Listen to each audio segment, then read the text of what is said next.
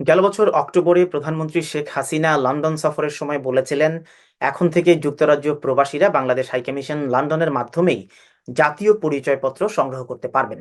আর তারই ধারাবাহিকতায় গত রবিবার বাংলাদেশ হাইকমিশন লন্ডনে নির্বাচন কমিশনার মোহাম্মদ আলমগীর 7 জন প্রবাসীর হাতে আনুষ্ঠানিকভাবে জাতীয় পরিচয়পত্র তুলে দিলেন। টোকেন হিসেবে আমরা 528 নিয়ে এসেছি।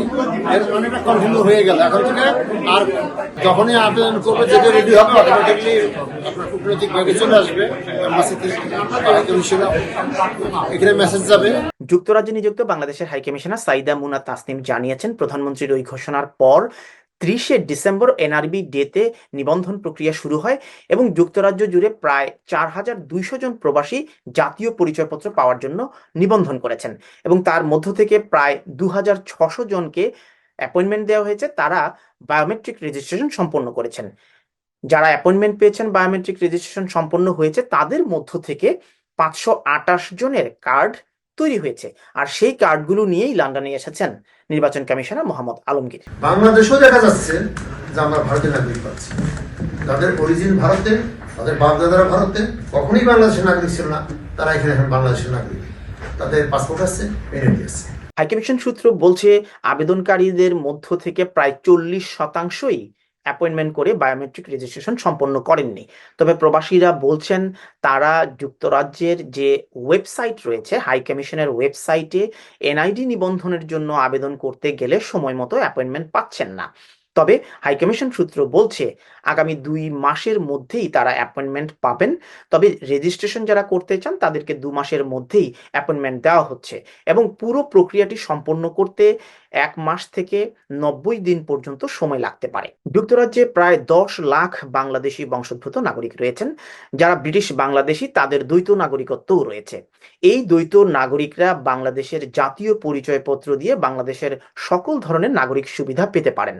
তবে প্রবাসীরা বলছেন, যুক্তরাজ্যে তারা জাতীয় পরিচয়পত্রের নিবন্ধনের জন্য আবেদন করলেও বাংলাদেশে তাদের এই নিবন্ধন প্রক্রিয়া ভেরিফিকেশনের সময় গিয়ে নানা ধরনের বিড়ম্বনার মুখোমুখি হচ্ছেন।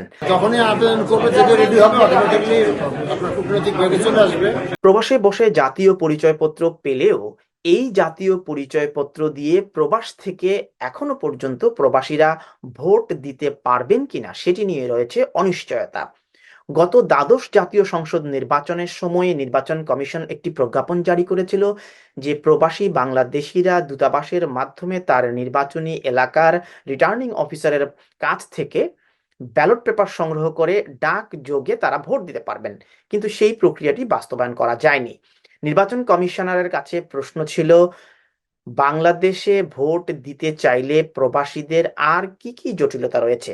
নির্বাচন কমিশনার মোহাম্মদ আলমগীর জানিয়েছেন, বাংলাদেশের জাতীয় নির্বাচনে প্রবাস থেকে ভোট দিতে চাইলে কিছু আইনগত জটিলতা রয়েছে। প্রবাসীরা দেশ থেকে ভোট দিতে পারবে কি পারবে না এটা আইনে থাকতে হবে। আইন করার দায়িত্বটা হলো আপনার সংসদের মাননীয় সংসদ সদস্যরা যদি পার্লামেন্টের একটা এই আইনটাকে পরিবর্তন করে বা এটা সংযোজন করে বলে যে প্রবাসীরা ভোট দিতে পারবে, তাহলে এর পরবর্তীতে আমরা ব্যবস্থা নেব। তবে বিদেশে অবস্থানরত সরকারি কর্মকর্তা এবং কর্মচারীরা জাতীয় নির্বাচনে ডাকযোগে ভোট দিতে পারেন।